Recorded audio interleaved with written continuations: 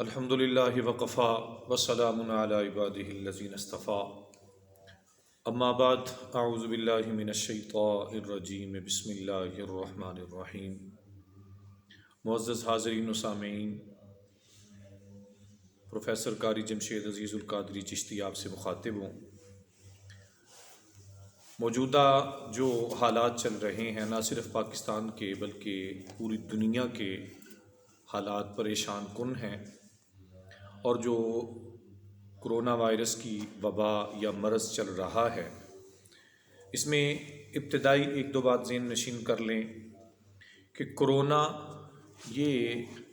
Viruses کی ایک family کا نام ہے، اور اس فیملی میں سے ایک مخصوص اس کا حصہ جس کو کووڈ-19 کہا جاتا ہے وہ اس وقت پوری دنیا میں پھیلا ہوا ہے۔ اور یاد رکھیں کہ یہ جو وبا ہے یہ پہلی مرتبہ نہیں آئی، جب سے یہ کائنات بنی، جب سے یہ دنیا بنی، اس وقت سے لے کے آج تک یہ 10ویں مرتبہ یہ وبا کائنات میں آئی ہے۔ دعا ہے اللہ تعالی ہم سب کو اس سے محفوظ رکھے اور امت مسلمہ پہ رحم فرمائے۔ لیکن اس کے اندر یاد رکھنا ہے موجودہ حالات میں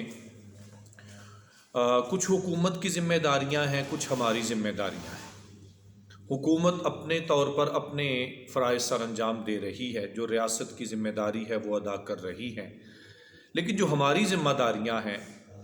اس میں دو چیزیں ہیں، ایک احتیاط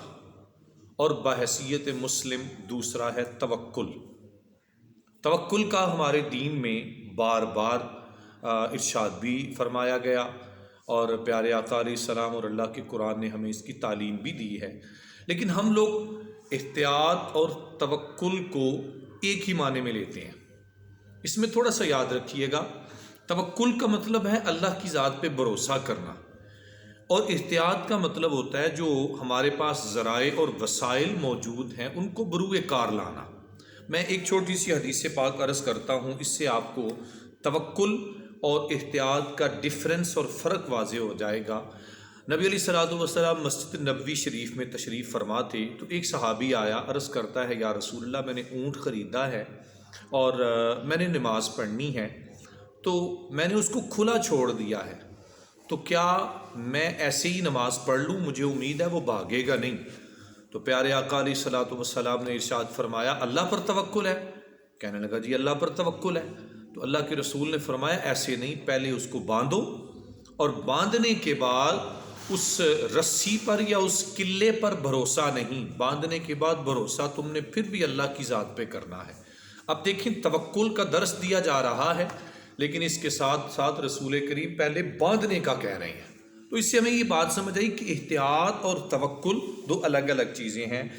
آج عموماً یہ ایک کانسیپٹ دیا جاتا ہے کہ جی جیسے گورنمنٹ ہم کو بار بار کہہ رہی ہے، ماہرین کہہ رہے ہیں، ڈاکٹرز حضرات کہہ رہے ہیں کہ جی مصافحہ نہ کریں، جی معانقہ نہ کریں، چونکہ ہمارا ایمان ہے الحمدللہ یہ سنت ہے۔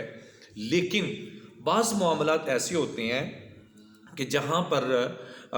ان چیزوں کو بوقت ضرورت کچھ دیر کے لیے ترک کرنا پڑتا ہے، جیسے آج ماہرین اس بات کی طرف اشارہ کر رہے ہیں۔ تو چنانچہ میں اس پہ ایک حدیث سے پاک کوٹ کرنا چاہتا ہوں، اسی احتیاط کے حوالے سے نبی علیہ الصلوۃ والسلام کی تعلیمات کے اندر سے ہی مسلم شریف میں آتا ہے، حضور علیہ الصلوۃ والسلام کے پاس قبیلہ بنو ثقیف کا ایک وفد آیا،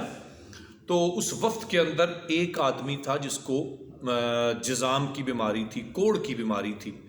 تو نبی علیہ الصلوۃ والسلام کو جب خبر ہوئی کہ ایک بندہ کوڑ والا ہے، تو پیارے آقا علیہ الصلوۃ والسلام نے باقی لوگوں کو بلایا اور اپنے ہاتھ پہ ہاتھ رکھ کے ان کی بیعت کی، اور ان کو بیعت کرنے کے بعد وہ جو بندہ کوڑ والا تھا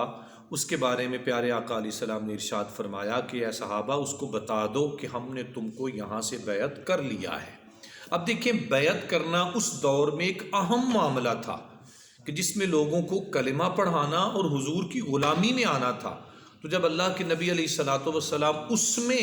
دور سے فرما رہے ہیں کہ ہم نے تم کو بیعت کر لیا، تو میرے بھائی وہ تو فرض عین کا درجہ تھا، اور یہ مصافحہ یہ سنت ہے،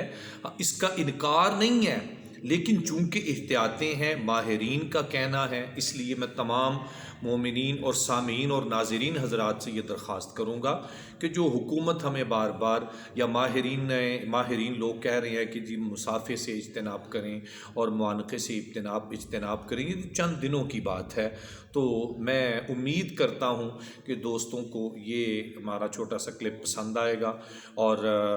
اس پہ ہمیں ضرور فالو کیجئے گا اور سبسکرائب بھی کیجئے گا۔ اللہ تعالی ہم سب کا حامی و ناصر ہو۔ السلام علیکم۔